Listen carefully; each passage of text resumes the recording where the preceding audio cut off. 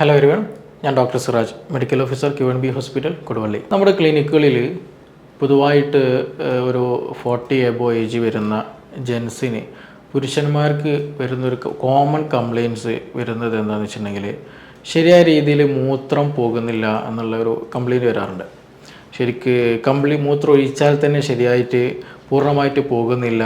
മൂത്രം ഒഴിച്ചു കഴിഞ്ഞാൽ പിന്നെയും എന്തോ പെൻഡിങ് ഉള്ള പോലെ, ബാക്കിയുള്ള പോലെ മൂത്രസഞ്ചിയിൽ പിന്നെയും യൂറിൻ പോകാനുള്ളൊരു ഫീലിംഗ് ഉണ്ടാവുക. പിന്നെ അതുപോലെ തന്നെ ചില ആളുകൾക്ക് അതിൻ്റെ സ്ട്രീം ഫ്ലോ കുറയുക എന്നുള്ള സിറ്റുവേഷൻ ഉണ്ട്. അതായത് മൂത്രം ശരിക്ക് മുമ്പത്തെ പോലെ സ്പീഡിൽ പോകുന്നില്ല, നല്ല അതിൻ്റെ സ്പീഡ് പോകുന്നതിൻ്റെ തോത് എന്ത് ചെയ്യുന്നുണ്ട്, കുറയുന്നുണ്ട് എന്നുള്ള കംപ്ലയിൻ്റൊക്കെ പലപ്പോഴും വരാറുണ്ട്. യഥാർത്ഥത്തിൽ ഇതിനുള്ള ഒരുപാട് കാരണങ്ങളുണ്ട്. മൂത്രവുമായി ബന്ധപ്പെട്ടിട്ട് ചിലർക്ക് സ്റ്റോണിൻ്റെ പ്രശ്നങ്ങളുണ്ടാകാം. അതേപോലെ ചില ആളുകൾക്ക് UTI ക്രോണിക് കണ്ടീഷൻ വരുന്ന സമയത്ത് അതിൻ്റെ വോളിയം കുറയും. അതായത് മൂത്രം പോകുന്നതിൻ്റെ ആ ഒരു മൂത്രനാളിയുടെ അതിൻ്റെ വ്യാസം കുറയുമ്പോൾ സ്വാഭാവികമായിട്ടും ഈ പ്രശ്നങ്ങൾ കണ്ടുവരാറുണ്ട്. പക്ഷേ ഇതിൻ്റെയൊക്കെ ഒരു 40 എബോ, അത് 40 വയസ്സ് വരുന്ന അതിന് ശേഷം ഈ കംപ്ലയിൻറ്റ് കൂടുതലായിട്ടും കാണുന്നത് ഈ പ്രോസ്റ്റേറ്റ് ഗ്രന്ഥിക്ക് ചെറിയ ഒരു കംപ്ലയിൻറ്റ്സ് വരുമ്പോഴാണ്. അപ്പോൾ ഇന്നത്തെ വീഡിയോയിൽ നമ്മൾ കൂടുതൽ ഡിസ്കസ് ചെയ്യാൻ ഉദ്ദേശിക്കുന്നത് ഈ പുരുഷന്മാരിൽ കണ്ടുവരുന്ന പ്രോസ്റ്റേറ്റ് ഗ്രന്ഥി എങ്ങനെയാണ് ഇതിന് സൈസ് കൂടുന്നത്, എങ്ങനെയാണ് ഇതിന് വീക്കം വെക്കുന്നത്, അപ്പോൾ അതുകൊണ്ട് എന്തൊക്കെ പ്രശ്നങ്ങൾ, ബുദ്ധിമുട്ടുകൾ എന്തൊക്കെ ഉണ്ടാകും, അപ്പോൾ അതിന് എന്തൊക്കെ ട്രീറ്റ്മെൻറ്റ് നമുക്ക് ചെയ്യാൻ കഴിയും, എന്തൊക്കെ കാര്യങ്ങൾ ശ്രദ്ധിക്കണം തുടങ്ങിയ വിഷയങ്ങളാണ് ഇന്നത്തെ നമ്മുടെ ഒരു സെഷനിൽ ഇവിടെ ഉദ്ദേശിക്കുന്നത്. അപ്പോൾ പ്രോസ്റ്റേറ്റ് ഗ്രന്ഥി ഇത് പുരുഷന്മാർക്ക് വരാനുള്ള കാരണം എന്താണെന്ന് വെച്ചിട്ടുണ്ടെങ്കിൽ ഇത് സ്ത്രീകളിലില്ല, പുരുഷന്മാരിലാണ് പ്രോസ്റ്റേറ്റ് ഗ്രന്ഥി ഉള്ളത്. അത് സെക്ഷലി റിലേറ്റഡ് ആയിട്ട്, അതായത് സെമിനൽ ഫ്ലൂയിഡ് സെക്സ് ചെയ്യുമ്പോൾ പുറപ്പെടുന്ന ശുക്ലം, അതിൽ പ്രോസ്റ്റേറ്റ് ഗ്രന്ഥിയുടെ പല ഘടകങ്ങളും അതിൽ ഇൻക്ലൂഡഡ് ആയിട്ടുണ്ട്. അപ്പോൾ അതിന് വേണ്ടിയിട്ടാണ് യഥാർത്ഥത്തിൽ നല്ല ക്വാളിറ്റിയുള്ള സെമൻ കിട്ടണമെങ്കിൽ അതിന് പ്രോസ്റ്റേറ്റ് ഗ്രന്ഥിക്ക് ഒരുപാട് ഫംഗ്ഷൻ ഉണ്ട്. അതുകൊണ്ടാണ് ഇത് പുരുഷന്മാരിൽ കാണുന്നത്, സ്ത്രീകളിൽ ഇല്ലാത്തത്. അപ്പോൾ ഈ പ്രോസ്റ്റേറ്റ് ഗ്രന്ഥിയുടെ പൊസിഷൻ വളരെ ഇമ്പോർട്ടൻ്റ് ആണ്. നമ്മൾ ഈ പ്രോസ്റ്റേറ്റ് പ്രശ്നം വരുമ്പോൾ അല്ലെങ്കിൽ യൂറിൻ ഇഷ്യൂസ് ഉണ്ടാകുമ്പോൾ ഈ പ്രോസ്റ്റേറ്റ് ഗ്രന്ഥി എന്ന് പറയുന്നതിൻ്റെ അതിൻ്റെ ഒരു സാന്നിധ്യം, അതിൻ്റെ ഒരു പ്രസൻസ്, അത് നിൽക്കുന്ന സ്ഥലം എവിടെയാണെന്ന് അറിയുന്നത് വളരെ ഇമ്പോർട്ടൻ്റ് ആണ്. അത് നമ്മുടെ മൂത്രസഞ്ചി ഉണ്ടല്ലോ, മൂത്രസഞ്ചി അതൊരു ബാഗ് ലൈക്ക് സ്ട്രക്ചർ, ഒരു കംപ്ലീറ്റ് ഒരു റൗണ്ട് അല്ല, എന്നാലൊരു ഓൾമോസ്റ്റ് റൗണ്ട് വരുന്ന ഒരു ഓവൽ ഷേപ്പിലൊക്കെ വരുന്ന ടൈപ്പ് വേണമെങ്കിൽ പറയാം.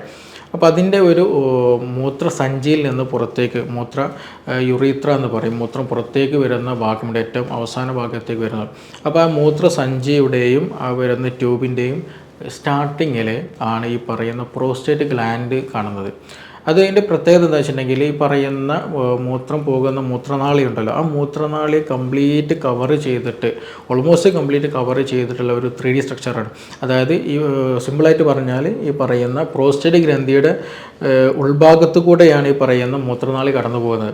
അപ്പോൾ സ്വാഭാവികമായിട്ട് പ്രോസ്റ്റേറ്റ് ഗ്രന്ഥി വലുതാകുമ്പോൾ എന്ത് ചെയ്യും, ഉള്ളിലൂടെ കടന്നു പോകുന്ന ഈ മൂത്രനാളിയിൽ എന്ത് ചെയ്യും, അതിന് ചെറിയൊരു പ്രഷർ വരും, അതിന് ചെറിയൊരു തടസ്സം, ഒരു പ്രഷർ അവിടെ വരുമ്പോൾ ക്രിയേറ്റ് ചെയ്യുമ്പോൾ സ്വാഭാവികമായിട്ടും എന്ത് ചെയ്യും, അതൊരു ട്യൂബാണ്, മൂത്രം പോകുന്ന ട്യൂബാണ്.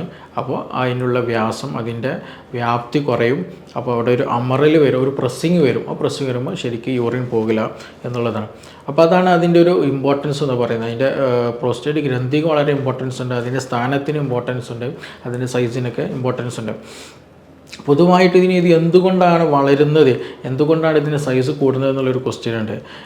കോമൺലി ഇപ്പോൾ ഞാൻ നേരത്തെ തുടക്കത്തിലേ പറയുകയുണ്ടായി, ഒരു 40 വയസ്സിന് മുകളിലുള്ളവർക്ക് വരുന്നൊരു കോമൺ കംപ്ലയിൻ്റ് ആയിട്ട് ഇത് മാറിയിട്ടുണ്ട്. ഈ പ്രോസ്റ്റേറ്റ് എൻലാർജ് ചെയ്യുക എന്നുള്ളത്. ചിലർക്ക് പ്രോസ്റ്റേറ്റിസിന് ഇഷ്യൂസ് ഉണ്ട്, ചിലർക്ക് പ്രോസ്റ്റേറ്റ് ക്യാൻസർ വരാറുണ്ട്. പക്ഷേ ഇത് കോമൺ ആയിട്ട് ഏറ്റവും മോസ്റ്റ്ലി കാണുന്ന ഒരു കേസാണ് ഈ പറയുന്ന പ്രോസ്റ്റേറ്റിൻ്റെ എൻലാർജ്മെൻറ്റ് എന്ന് പറയുന്നത്. ഓൾമോസ്റ്റ് ഇപ്പോൾ ഈ ഒരു വർഷത്തിൽ ഒരു 2.5 സെൻറ്റിമീറ്റർ ക്യൂബ് സൈസ് ഗ്രോ ചെയ്യുന്നുണ്ട് എന്നാണ് സ്റ്റഡീസ് പറയുന്നത്. പക്ഷേ ഇതിൻ്റെ എക്സാക്റ്റ് കാരണം എന്താണെന്നുള്ളത് ഇതുവരെ ഐഡൻറ്റിഫൈ ചെയ്യാൻ പറ്റിയില്ല. പക്ഷേ ഇതൊരു പുരുഷ റിലേറ്റഡ് ആയിട്ടത് കൊണ്ട് തന്നെ ഇതിന് പുരുഷ ഹോർമോണുമായിട്ടുള്ള ടെസ്റ്റോസ്റ്ററോൺ പോലെയുള്ള ഹോർമോൺ, അതുപോലെ അങ്ങനെയുള്ള ഹോർമോണുമായിട്ട് നല്ല ലിങ്കിങ് ഉണ്ട് എന്നുള്ള പഠനങ്ങൾ മാത്രമേ ഉള്ളൂ. പക്ഷേ നമ്മളെപ്പോഴും ശ്രദ്ധിക്കേണ്ട ഒരു കാര്യം, ഇതൊരു 40 വയസ്സ് കഴിഞ്ഞിട്ട് നമുക്കിങ്ങനെയുള്ള പ്രശ്നങ്ങളുണ്ടെങ്കിൽ, ബുദ്ധിമുട്ടുകളുണ്ടെങ്കിൽ തീർച്ചയായിട്ടും ഇതിനെ പരിഗണിക്കണം. അതില്ല എന്നുണ്ടെങ്കിൽ അത് ക്രോണിക് ആയിട്ടുള്ള ഇഷ്യൂസിലേക്ക് മാറാനുള്ള സാധ്യത വളരെ കൂടുതലാണ്. പലപ്പോഴും നമുക്ക് ക്ലിനിക്കിലേക്ക് എത്തുമ്പോൾ അവർക്ക് യൂറിനറി സിംറ്റംസുകൾ ഉണ്ടാകും. കാലിലും കൈകാലിലും നീര് വരിക, ശ്വാസം എടുക്കാൻ ബുദ്ധിമുട്ട് വരിക, അങ്ങനെയുള്ള കിഡ്നി റിലേറ്റഡ് ആയിട്ടുള്ള ഇഷ്യൂസിലേക്ക് അത് നീങ്ങാറുണ്ട്. അതെന്തുകൊണ്ട് അങ്ങനെ ഉണ്ടാകുമെന്ന് വെച്ചിട്ടുണ്ടെങ്കിൽ ഞാൻ നേരത്തെ പറഞ്ഞു, ഇതിൻ്റെ മെയിൻ സിംറ്റം അതായത് ഈ പ്രോസ്റ്റേറ്റ് ഗ്രന്ഥി വലുതാകുന്നത് കൊണ്ടാണ് യഥാർത്ഥത്തിൽ മൂത്രം, അല്ലെങ്കിൽ അത് വലുതാകുന്നത് കൊണ്ട് മൂത്രം പോകുന്ന മൂത്രനാളിക്ക് ശരിയായി ഒരു വികസിക്കാൻ പറ്റില്ല, അല്ലെങ്കിൽ ശരിയായി യൂറിൻ പാസ് ചെയ്യാൻ പറ്റില്ല. കാരണം എന്താണ്, ഞാൻ നേരത്തെ പറഞ്ഞു, ഈ കുഴലിൽ അല്ലെങ്കിൽ ഈ ഒരു പൈപ്പിന് എന്ത് ചെയ്യും, ഈ മൂത്രനാളിയെ അത് പ്രസ് ചെയ്യും. ഇതിൻ്റെ ഗ്രോ കാരണം ഇത് മൂത്രനാളി പ്രസ് ചെയ്യുന്നതുകൊണ്ട് ശരിയായി യൂറിൻ പാസ് ഔട്ട് ചെയ്യില്ല. അപ്പോൾ ശരിയായ രീതിയിൽ യൂറിൻ പാസ് ചെയ്തില്ല എങ്കിൽ എന്ത് സംഭവിക്കും, നമ്മൾ മൂത്രസഞ്ചിയിൽ മൂത്രം നിറയും. ആ മൂത്രം നിറഞ്ഞ് കൂടുതൽ കഴിഞ്ഞാൽ അവിടെ വയറുവേദന വരും, അബ്ഡമൻ ഡിസ്റ്റൻഡ് ആയിരിക്കും, നമ്മൾ അടിവയറ്റിലൊക്കെ നല്ല വേദന ഉണ്ടാകും, ഒന്ന് വീർത്തു നിൽക്കും. അതേപോലെ തന്നെ കുറച്ചും കൂടി സിവിയറിറ്റിയിലേക്ക് കയറി കഴിഞ്ഞാൽ ആ മൂത്രം നിറഞ്ഞ് പിന്നീട് എന്ത് ചെയ്യും, ഒരു ബാക്ക് ഫ്ലോ അല്ലെങ്കിൽ ബാക്ക് പ്രഷർ എവിടേക്ക് ഫീൽ ചെയ്യും, കിഡ്നിയിലേക്കാണ് ഫീൽ ചെയ്യുക. പിന്നീട് അത് കിഡ്നിയിലേക്ക് നീർക്കെട്ട് വരും. ഗ്രാജ്വലി കിഡ്നി വരെ എന്ത് ചെയ്യാം, അത് ഫെയിൽ ചെയ്യാൻ സാധ്യത വളരെ കൂടുതലാണ്. അത് എക്സ്ട്രീം കണ്ടീഷനിൽ നമ്മൾ ട്രീറ്റ് ചെയ്തില്ല, വേണ്ട രീതിയിൽ പരിഗണിച്ചില്ല എങ്കിൽ മാത്രമാണ് അങ്ങനെയുള്ള ഇഷ്യൂസിലേക്ക് ഉണ്ടാകുക. അപ്പോൾ ഇതിൽ വേറെ എന്തൊക്കെ സിംറ്റംസ് എന്നുള്ളത് വളരെ ഇമ്പോർട്ടൻ്റ് ഉണ്ട്. ഒന്ന്, ഞാൻ നേരത്തെ പറഞ്ഞ പോലെ ശരിയായ രീതിയിൽ യൂറിൻ പാസ് ഔട്ട് ചെയ്യാൻ പറ്റില്ല, അതിൻ്റെ ഫ്ലോ ശരിയായ രീതിയിൽ കിട്ടില്ല. മുമ്പൊക്കെ അത്യാവശ്യം നല്ല രീതിയിൽ ഫ്ലോ ചെയ്തിട്ട്, എസ്പെഷ്യലി നമ്മൾ വീടുകളിലൊക്കെ ചെടി നനയ്ക്കുമ്പോൾ ഈ ഹോസ് പിടിക്കല്ലോ, ഈ ഹോസ് നല്ല പൈപ്പിലിങ്ങനെ ഫ്ലോ ഉണ്ടാകുമ്പോൾ നമ്മൾ ജസ്റ്റ് അത് പ്രസ് ചെയ്ത് കൊടുത്താൽ എങ്ങനെ ഉണ്ടാകും, അത് അതിൻ്റെ ഫ്ലോ ഔട്ടിൽ പുറത്തേക്ക് വരുന്ന ഫ്ലോ കുറയും, പക്ഷെ നല്ല സ്പീഡിൽ തെറിച്ചു പോകുന്ന ഒരു നേച്ചർ അവിടെ വരാൻ സാധ്യത ഉണ്ടല്ലോ. അപ്പോൾ എന്നതുപോലെ ഇങ്ങനെയുള്ള ഈ പ്രോസ്റ്റേറ്റിൻ്റെ എൻലാർജ്മെൻറ്റ് കാരണമായിട്ട് ഇതിന് എന്തെങ്കിലും ഒരു ഡാമേജ് വന്നാൽ, അല്ലെങ്കിൽ ഇതിന് ഫ്ലോ കുറഞ്ഞാൽ ഇതുപോലെയുള്ള ഒരു കംപ്ലീറ്റ് ഫ്ലോ ഉണ്ടായിരിക്കില്ല, അതിൻ്റെ സ്ട്രീമിങ് എന്ത് ചെയ്യും, അത് കുറയും, പുറത്തേക്ക് വരുന്ന യൂറിൻ്റെ ഔട്ട്പുട്ട് കുറയും. ഒന്ന് അതാണ്. രണ്ടാമത്, മൂത്രം ഒഴിച്ചു കഴിഞ്ഞാൽ വീണ്ടും ഒഴിക്കാൻ തോന്നും, ടെൻഡൻസി ഇങ്ങനെ കൂടിക്കൊണ്ടേയിരിക്കും, നമ്മൾ ഫ്രീക്വൻസി കൂടിക്കൊണ്ടേയിരിക്കും. അതായത് ഇടയ്ക്കിടയ്ക്ക് മൂത്രം ഒഴിക്കുക എന്നുള്ള ഒരു ടെൻഡൻസി, ഒരു നാച്ചർ വരിക, ഒരു 1 hour അല്ലെങ്കിൽ 2 മണിക്കൂറിനിടയിൽ തന്നെ വീണ്ടും വീണ്ടും ഇങ്ങനെ മൂത്രമൊഴിക്കാനുള്ള ടെൻഡൻസി വരിക. മറ്റൊന്നെന്ന് വെച്ചിട്ടുണ്ടെങ്കിൽ, മൂത്രം ഒഴിച്ച് കഴിഞ്ഞാൽ ബാക്കി ബാലൻസ് ഉള്ളൊരു ഫീലിംഗ്, മൂത്രം ഒഴിച്ച് കഴിയും, പക്ഷേ മൂത്രം ഒഴിച്ച് കഴിഞ്ഞ് എണീറ്റ് കുറച്ചുകൊണ്ട് കഴിയുമ്പോൾ സംതിങ് എന്തൊരു ഫീലിംഗ്, ഒരു ഹെവിനെസ്, വീണ്ടും മൂത്രമൊഴിക്കാനുള്ള ഒരു ഫീലിംഗ് ഉണ്ടാവുക, അതേസമയം മൂത്രം അവിടെ തന്നെ ഉള്ളൊരു ഫീലിംഗ് ഉണ്ടാവുക, പക്ഷേ നമ്മൾ മൂത്രമൊഴിച്ച് വരുന്നതാണ്. അപ്പോൾ ശരിയായ രീതിയിൽ മൂത്രം പോകാതെ, അല്ലെങ്കിൽ അവിടെ പെൻഡിങ് എപ്പോഴും ഉണ്ട് എന്നുള്ള ഒരു സിറ്റുവേഷൻ, അങ്ങനെ ഒരു ഫീലിംഗ് എന്ത് ചെയ്യുക, അനുഭവപ്പെടുക എന്നുള്ളത് ഇതിൽ ഈ ഒരു സിംറ്റംസിൽ കൂടുതലായിട്ട് കണ്ടുവരാറുണ്ട്. പിന്നെ ചില ആളുകൾക്ക് നന്നായിട്ട് പെയിൻ ഉണ്ടാകും, മൂത്രം ഒഴിക്കുന്ന സമയത്ത് പെയിൻ ഉണ്ടാകും. അത് പെയിൻ വരാൻ കാരണം എന്ന് വെച്ചിട്ടുണ്ടെങ്കിൽ, ശരിയായ രീതിയിൽ യൂറിൻ പോകാതെ വരുമ്പോൾ സ്വാഭാവികമായിട്ടും അവിടെ ഇൻഫെക്ഷൻസ് വരും, ഇൻഫ്ലമേഷൻസ് ഉണ്ടായിരിക്കും, ബാക്ടീരിയയുടെ പ്രസൻസ് ഉണ്ടായിരിക്കും, ഫംഗലിൻ്റെ പ്രസൻസ് ഉണ്ടായിരിക്കും, പിന്നെ അത് UTI ആയിട്ട് മാറും. അപ്പോൾ UTI ആയിട്ട് മാറുമ്പോൾ അതിൻ്റേതായ പ്രശ്നങ്ങൾ, യൂറിൻ ഇടയ്ക്കിടയ്ക്ക് പനി വരിക, കുളിരുള്ള നല്ല പനി വരിക, വൊമിറ്റിംഗ് ടെൻഡൻസി വരിക, അങ്ങനെയുള്ള പല ബുദ്ധിമുട്ടുകളും ആ സമയത്ത് ലിങ്ക് ചെയ്ത് വരാറുണ്ട്. അപ്പോൾ നമ്മൾ കോമൺ ആയിട്ട് ഈ ഒരു സമയത്ത് ഒരു 40 എബോ വരുന്നവർ യൂറിൻ റിലേറ്റഡ് എന്തെങ്കിലും ഇഷ്യൂസ് ഉണ്ടെങ്കിൽ ആദ്യം പ്രൈമറി ഫോക്കസ് ചെയ്യൽ എന്താണ്, ഈ എന്തെങ്കിലും പ്രോസ്റ്റേറ്റ് റിലേറ്റഡ് എന്തെങ്കിലും പ്രശ്നങ്ങളുണ്ടോ, അല്ലെങ്കിൽ ഇങ്ങനെയുള്ള സിംറ്റംസ്, യൂറിൻ കംപ്ലീറ്റ് പോകാത്ത പ്രശ്നം, നല്ല പെയിൻ ഉണ്ടാവുക, പിന്നെ അതുപോലെ എന്തെങ്കിലും ബാലൻസ് അവിടെ ഫീൽ ചെയ്യുക, അങ്ങനെ എന്തെങ്കിലും ഇഷ്യൂസ് ഉണ്ടാവുമോ എന്നുള്ളതാണ് ആദ്യം നോക്കൽ. ഇത് ശരിക്കും നമുക്ക് മനസ്സിലാക്കണമെന്നുണ്ടെങ്കിൽ പ്രോസ്റ്റേറ്റിൻ്റെ എൻലാർജ്മെൻറ്റ് തന്നെയാണോ എന്ന് തിരിച്ചറിയണമെന്നുണ്ടെങ്കിൽ മറ്റ് പല സ്കാനിങ്ങുകളും കാര്യങ്ങളും ചെയ്യലൊക്കെ വളരെ ഇമ്പോർട്ടൻ്റ് ആണ്. പക്ഷേ ഇതൊക്കെ പറയുമ്പോൾ നമ്മൾ ശ്രദ്ധിക്കാൻ, ഏറ്റവും ഇമ്പോർട്ടൻ്റ് ആയിട്ട് ശ്രദ്ധിക്കേണ്ട വിഷയം, പല ആളുകളും ഇത് ഓപ്പണായിട്ട് പറയില്ല എന്നുള്ളതാണ്. ഇത് സംതിങ് എന്തോ വലിയൊരു ഇഷ്യൂ ആയിട്ട് എടുക്കും, അല്ലെങ്കിൽ ഇത് പുറത്ത് പറയണം, മക്കളോട് പറയണ്ട, അല്ലെങ്കിൽ ഇത് ഒരാളോട് പറയണ്ട, തൻ്റെ പാർട്ട്ണറോട് പറയണ്ട എന്നുള്ള രീതിയിൽ ഒരു വേറൊരു സെക്ഷൽ റിലേറ്റഡ് ആയിട്ടുള്ളൊരു സംഗതിയായിട്ട് ഇത് എടുത്തിട്ട് ഇത് മിണ്ടാണ്ടിരിക്കുന്ന ഒരുപാട് പേരുണ്ട്. പക്ഷേ ഇത് ക്രോണിക്കിലേക്ക് കടക്കുമ്പോഴാണ് ശരീരം നന്നായിട്ട് ക്ഷീണിക്കും, പിന്നെ ഇടയ്ക്കിടയ്ക്ക് പനി വരിക, UTIൻ്റെ പ്രശ്നം, മൂത്രത്തിൽ പഴുപ്പ് വരിക, പിന്നെ ശരീരത്തിൽ നീർക്കെട്ടുകളൊക്കെ വരും. അപ്പോൾ അതുകൊണ്ട് തന്നെ ഇതിനെ ശരിയായ രീതിയിൽ അതിൻ്റേതായിട്ടുള്ള സമയത്ത് തന്നെ ട്രീറ്റ് ചെയ്യണം. ഇല്ലെങ്കിൽ നേരത്തെ പറഞ്ഞതുപോലെ ഇത് ഗ്രാജ്വലി പ്രോസ്റ്റേറ്റിൻ്റെ പ്രശ്നമാണ്, പക്ഷേ ഇത് ഗ്രാജ്വലി എന്തിനെ ബാധിക്കൽ, കിഡ്നിയെയാണ് ബാധിക്കുക. അപ്പോൾ അതുകൊണ്ട് അതിൻ്റെ കറക്റ്റ് സമയത്ത് തന്നെ നല്ല രീതിയിൽ അതിന് ട്രീറ്റ്മെൻറ്റ് കൊടുക്കണം. ഇതിങ്ങനെയുള്ള പേഷ്യൻസ് പലപ്പോഴും എന്ത് ചെയ്യും, ഇത് പറയാനുള്ള ബുദ്ധിമുട്ട് കൊണ്ട് തന്നെ വെള്ളം കൂടി കുറക്കുന്ന ചില ആളുകളുണ്ട്. ഇത് മൂത്രമൊഴിക്കാനുള്ള പ്രശ്നമാണല്ലോ, മൂത്രമൊഴിക്കുമ്പോഴുള്ള പ്രയാസമാണെന്നുള്ളത് കൊണ്ട് തന്നെ ഒരു തെറ്റിദ്ധരിച്ചുകൊണ്ട് ചെയ്യും യൂറിൻ ഔട്ട്പുട്ട് കുറക്കാനും വേണ്ടിയിട്ട് അല്ലെങ്കിൽ മൂത്രമൊഴിക്കാനുള്ള ഫീലിംഗ് കുറക്കാനും വേണ്ടിയിട്ടൊക്കെ ആയിട്ട് വെള്ളം കൂടി കുറക്കുന്ന ഒരു സംവിധാനം പലരും ചെയ്യാറുണ്ട്. പക്ഷെ അതൊക്കെ വളരെ തെറ്റാണ്. അത് കൂടുതൽ ക്രിട്ടിക്കൽ കണ്ടീഷനിലേക്ക് എത്തിക്കുകയുള്ളൂ. അപ്പോൾ അതങ്ങനെ ചെയ്തുകൊണ്ട് കാര്യമില്ല. അതിന് ശരിയായ രീതിയിൽ ഞാൻ നേരത്തെ പറഞ്ഞത് എന്താണ് ഇതിൻ്റെ സംഗതി, ആ പ്രോസ്റ്റേറ്റിൻ്റെ എൻലാർജ്മെൻറ്റ് കാരണം ആ മൂത്രനാളിയിൽ ഒരു പ്രഷർ വരുന്നതാണ്.